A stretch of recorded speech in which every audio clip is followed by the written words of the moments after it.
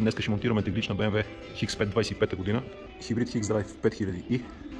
Внимателно откопчаваме бронята, махаме стопчета, пълно е с тачици и електроника. Силиконов спрей, за да излезат по-лесно щипките. Колата е бъкана с електроника, датчици навсякъде. Монтирахме гредата и сега започваме електрониката. Колата е страхотна, много приятна за работа. 35-40 км жици. Сега става интересно, ако в задния BCM нямаме камбус, където да се вържиме, трябва да отидем чак отпред в таблото. С известния метод опашка менеджмент прокарваме кабела по наличната инсталация на колата. С изолирането на буксата на теглича постъпваме по същия начин, както с маншоните, свинска опашка и изолир бант между гумата и кабела. Когато сме постигнали съвършенството в монтирането на букси, може да продължим с електрониката. Целият страничен панел е на земята, сега следва затваряне.